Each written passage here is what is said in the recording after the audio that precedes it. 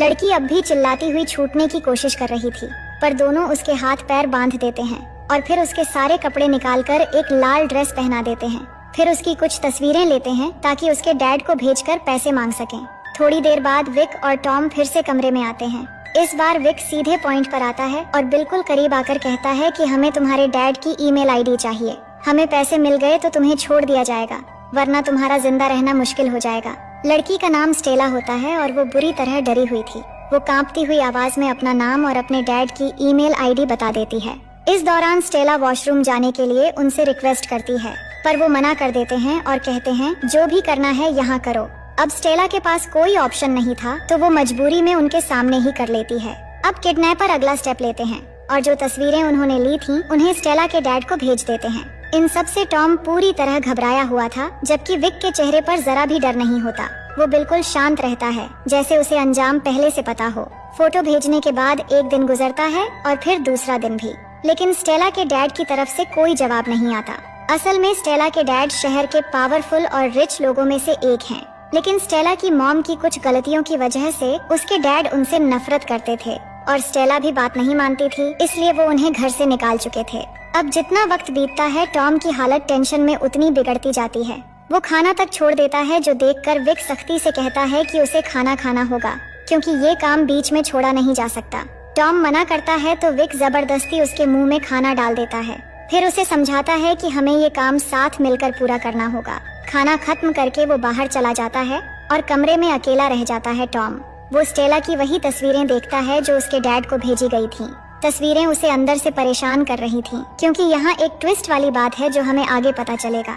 इसके बाद वो धीरे धीरे स्टेला के कमरे में जाता है जहाँ वो बंदी हुई थी।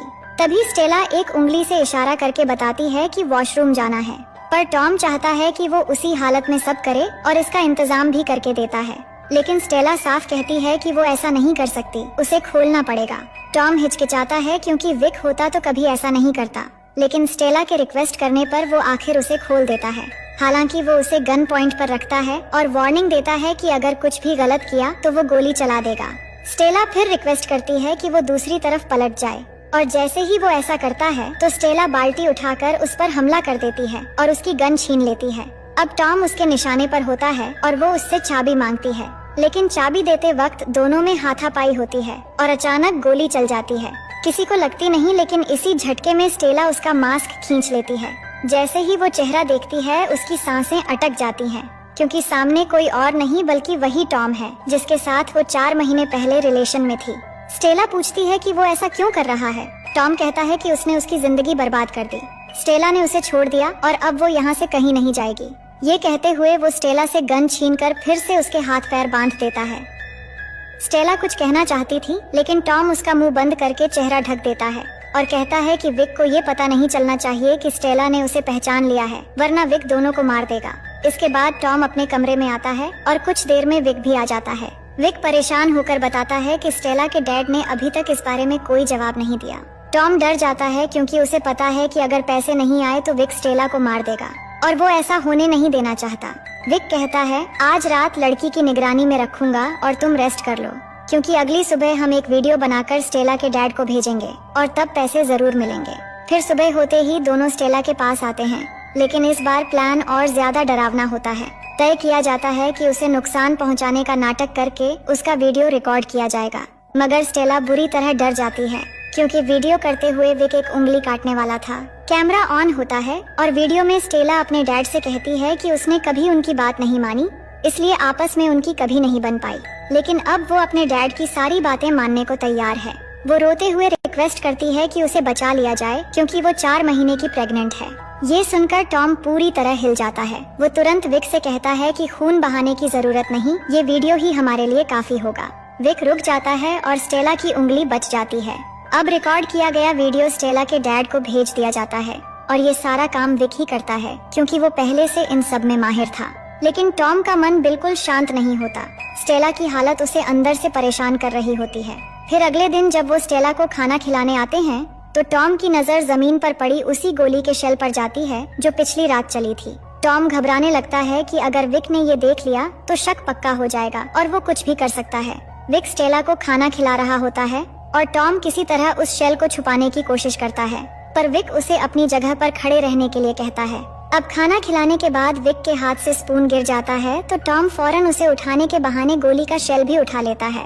इसके बाद वो तुरंत वॉशरूम में जाता है और उसे फ्लश करने की कोशिश करता है, मगर वो नीचे नहीं जाता।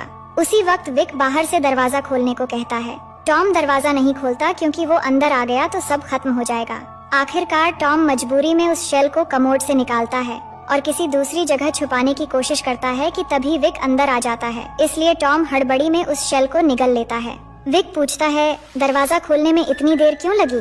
तो टॉम बहाना करके बाहर आ जाता है। अब सिचुएशन ये है कि टॉम स्टेला को बचाना चाहता है, पर विक पहले से एक खतरनाक गैंगस्टर है और वो खुद टॉम के साथ भी स्ट्रिक्ट रहता है। अब विक को किसी जरूरी काम से बाहर जाना पड़ता है। जाने से पहले वो टॉम को कहता है कि स्टेला पर से एक पल के लिए भी नजर नहीं हटनी चाहिए। फिर विक के जाते ही टॉम स्टेला के कमरे में जाता है और उसका मुंह खोलकर पूछता है कि तुमने वीडियो में प्रेगनेंसी की बात झूठ क्यों बोली? स्टेला कहती है वो झूठ नहीं सच था और ये बच्चा तुम्हारा ही है। ये सुनकर टॉम यकीन नहीं करता और जाने लगता है। तभी स्टेला कहती है कि अगर यकीन नहीं है तो मेरे पेट पर हाथ रखकर महसूस करो। टॉम हिचकिचाते हुए आगे बढ़ता है, पर हाथ रखने के बाद भी उसे कुछ भी महसूस नहीं होता। फिर पूछता है कि अगर ऐसी बात है तो मुझे पहले क्यों नहीं बताया? वो कहती है कि तुम हमेशा जिम्मेदारियों से भागते रहे और जब मुझे सहारे की जरूरत थी तुम या तो जेल में थे या मुझसे दूर। उसी दौरान मुझे प्रेगनेंसी का पता चला और मैंने तय कर लिया कि मैं अपने बच्चे को तुम्हारी बिखरी हुई जिंदगी से दूर रखूंगी। लेकिन तुम लोगों ने मुझे किडनैप क्यों किया?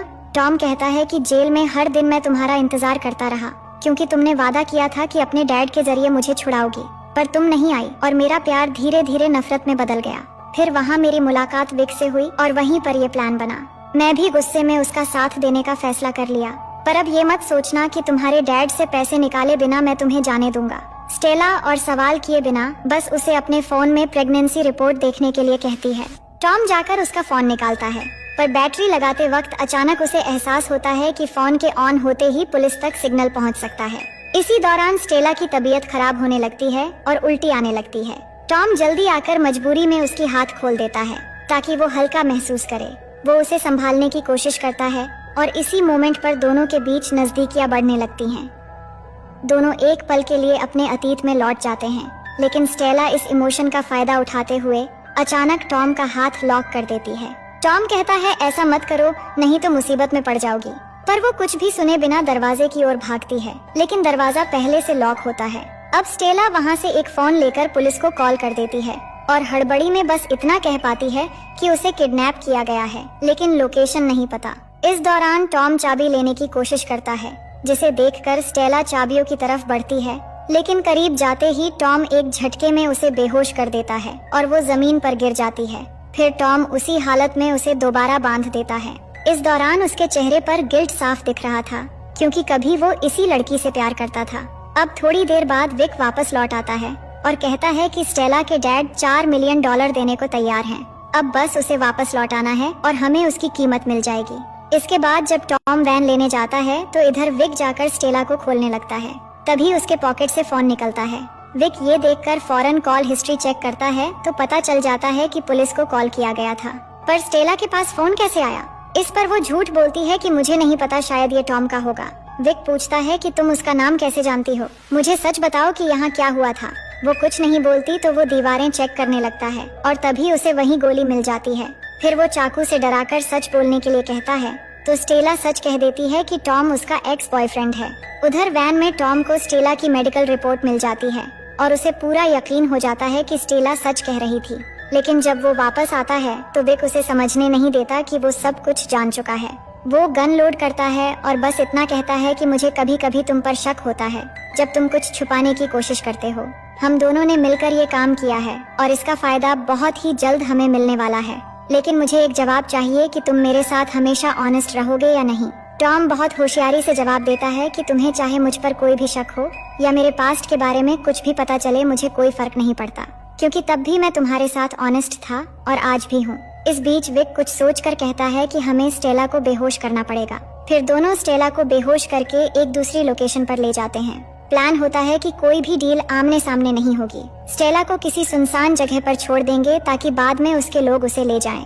फिर उसे एक जगह पर ले जाते हैं जहाँ पर कोई नहीं होता और वहाँ उसे लॉक करने के बाद विक उन चाबियों को अपने पास रख लेता है। लेकिन विक के दिमाग में कुछ और ही चल रहा था। वो प्लान बदल देता है और टॉम से कहता है कि हमें पैसे कहीं और से रिसीव करने होंगे।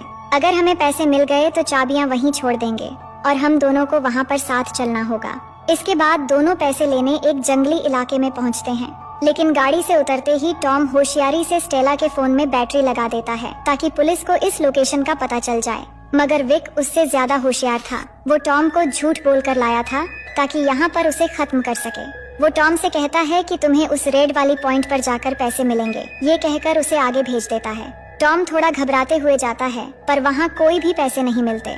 इसी मौके पर विक उस पर गन पॉइंट कर देता है और कहता है कि ये पैसे रिसीव करने वाली लोकेशन नहीं है। मुझे शुरू से ही डाउट था कि तुम मुझे धोखा दोगे।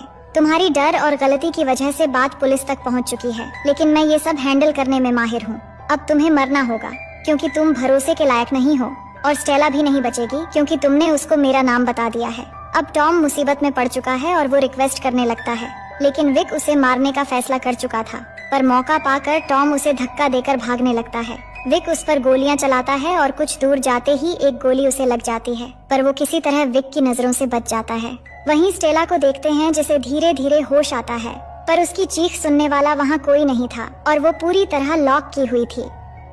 इधर विक टाइम वेस्ट किए बिना सीधे जाकर पैसे उठाता है और फिर वापस उसी जगह लौट आता है जहाँ स्टेला को रखा था। वो स्टेला को एक इंजेक्शन देकर मारने वाला था क्योंकि उसके बारे में किसी को पता नहीं चलना चाहिए, लेकिन इंजेक्शन लगाने से पहले ही टॉम वहां पहुंचकर उस पर हमला कर देता है। पर विक को कुछ नहीं होता और वो गोली चला देता है। टॉम बुरी तरह घायल होकर गिर जाता है क्योंकि अब तक उसे 2 गोलियां लग चुकी थीं। विक गुस्से में उसे पूरी तरह खत्म करने वाला था कि तभी स्टेला पूरी ताकत से उसे गिरा देती है। गन जमीन पर गिरती है और टॉम के हाथ में आते ही वो सीधे उसके सिर पर शूट करता है और वहीं पर विक मारा जाता है। अब असली खतरा टल चुका था, पर टॉम खुद भी ज्यादा देर नहीं टिक पाता। फिर भी वो विक की जेब से चाबी निकालकर स्टेला के सामने फेंक देता है। स्टेला किसी तरह चाबी उठाकर लॉक खोल लेती है और जल्दी से टॉम के पास आती है। टॉम अपने आखिरी पल में होता है और सिर्फ एक बार स्टेला की तरफ देखने के बाद वहीं अपना दम तोड़ देता है। इसके बाद स्टेला रोते हुए बाहर आती है और गाड़ी में बैठकर जब पैसों से भरा हुआ बैग देखती है तो वो समझ जाती है कि उसके डैड ने ये सब सिर्फ अपनी इज्जत बचाने के लिए किया था। उसे अपनी बेटी खोने की डर नहीं बल्कि समाज से डर था। इसीलिए इतने पावरफुल होने के बावजूद न पुलिस ने कुछ किया और न ही वो खुद अपनी बेटी को बचाने आए। अब स्टेला तय करती है कि वो इस शहर में नहीं रहेगी। वो अपने बच्चे के साथ कहीं दूर जाकर एक नई जिंदगी शुरू करेगी।